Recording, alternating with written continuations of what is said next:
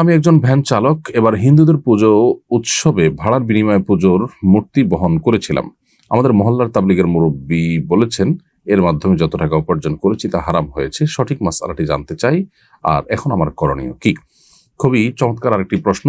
হিন্দুদের পূজা উপলক্ষে একজন মুসলিম তাদের পুজো বা শিরকের কাজে প্রত্যক্ষ সহযোগিতার কোনো ভূমিকা অবতীর্ণ হতে পারেন না। অতএব আপনি একজন রিক্সা চালক হিসাবে বা ভ্যান চালক হিসাবে আপনার ভ্যান বা রিক্সায় যদি মূর্তি বহন করে সেটাকে পুজোর অংশ হিসাবে কোথাও নিয়ে যাওয়া হয়, তাহলে সেক্ষেত্রে আপনি এখানে এক ধরনের তাদের সহযোগীর ভূমিকা অবতীর্ণ হয়েছেন।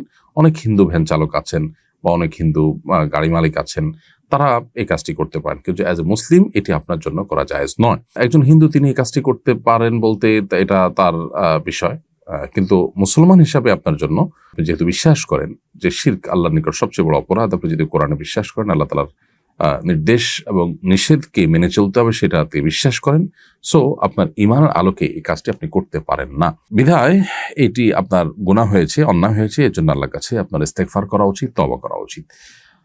আল্লাহ সুবহানাহু ওয়া তাআলা কোরআনে কারিমে বলেছেন, তাআওয়ানু আলাল বিররি ওয়াত তাকওয়া ওয়া লা তাআওয়ানু আলাল ইসমি ওয়াল উদওয়ান। তোমরা ভালো কাজে, তাকওয়ার কাজে একে অন্যের সহযোগী হও, কিন্তু পাপ এবং সীমা লঙ্ঘনের কাজে কেউ কারোর সহযোগীর ভূমিকায় অবতীর্ণ হয়ও না।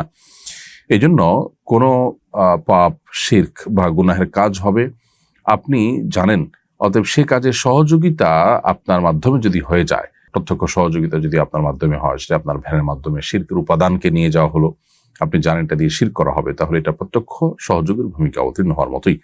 সো এটা আপনার জন্য জায়েজ হবে না, এবং এর মাধ্যমে উপার্জিত যে টাকাটি আপনার হাতে এসেছে, হস্তগত হয়েছে, সেটা সাদাকা করে দিবেন গরিব দুঃখীদেরকে, এতিম মিসকিনদেরকে, এবং সেখানে আপনি নিজে দানের যে সওয়াব পাওয়ার কথা সেটা নিয়ত করবেন না।